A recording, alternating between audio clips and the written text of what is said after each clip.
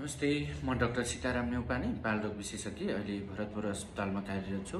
चित्रमा देखाएको बच्चालाई 2 दिन अगाडि एकजना आमाले टाढैबाट हस्पिटलमा ओपीडीमा लिएर आउनुभएको थियो र यो बच्चाको चाहिँ विभिन्न ठाउँमा शरीरमा नीलडामहरू थियो र नीलडामहरू छाम्दाखेरि चाहिँ नि शरीरमा त्यस्तो डल्लोहरू देखिएको थियो हैन। उसको जाँच गर्ने क्रममा जाँच गर्दाखेरि चाहिँ यो बच्चाको हिमोफिलिया भन्ने समस्या आएको थियो र म तपाईहरुलाई हाम्रो वरिपरि हुने बच्चाहरुलाई धेरै जसोलाई नीलडामहरू आइराख्ने जाने भइराख्छ अथवा त्यस्तो समस्या छ र बच्चाहरु छन् घरमा भन्दाखेरि चाहिँ यो भिडियो उहाँहरु समक्ष पुर्याइदिनुस् र म्याक्सिमम शेयर गरिदिनु होला, तपाईहरुको लागि उपयोगी हुन सक्छ। र के कारणले पहिला सुरु गरौँ, के कारणले गर्दाखेरि यो समस्या हुन्छ भनेर। अब सुरुमा त हामीले माइनर इन्जुरीहरू है, सामान्य चोटपटक लाग्दा अथवा घरमा कहीं ठक्कर खायो ठोक्किँदाखेरि पनि निलो हुन सक्छ, त्यो भनेको चाहिँ सामान्य हो अथवा त्यो धेरै जसोलाई भइराख्ने कुरा हो।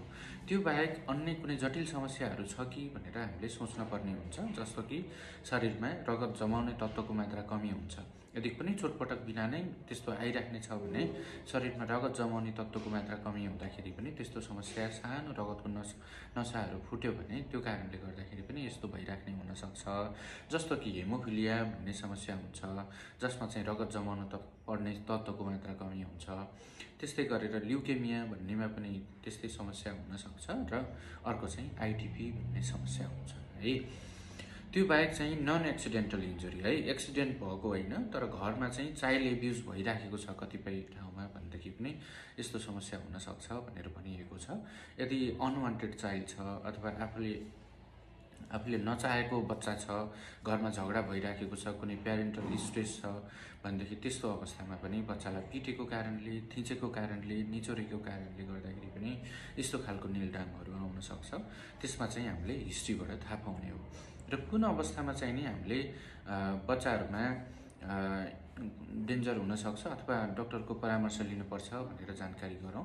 यदि बच्चालाई कुनै पनि चोटपटक लागेको छैन, माइनर इन्जुरी भएको छैन, ठोक्केको होइन, कहीं पनि ठक्कर खाएको छैन, लडेको होइन भनेदेखि त्यस्तो अवस्थामा पनि नीलोडामहरू देखा परेको छ भने चाहिँ चेक गराउनु, जाँच गराउन आवश्यक हुन्छ। र यदि त्यो नीलडाम भएको भाग सुन्नेको छ र दुखाइ बढेको छ, दुखेको छ र त्यो कुरा चाहिँ बढिराखेको छ, स्प्रेड भइराखेको छ, अन्य ठाउँहरुमा फैलिएको छ भने पनि चेक जाँच गराउन आवश्यक हुन्छ।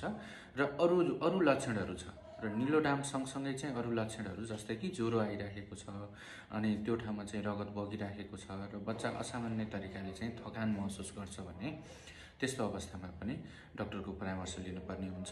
र यस्ता नीलडामहरू चाहिँ बारम्बार दोहोरिराख्ने छन् र धेरै ठाउँमा आइराखेका छन् भनेदेखि पनि त्यस्तो अवस्थामा चाहिँ जाँच गर्नुपर्ने हुन्छ अथवा डाक्टरको परामर्श लिनुपर्ने हुन्छ है त।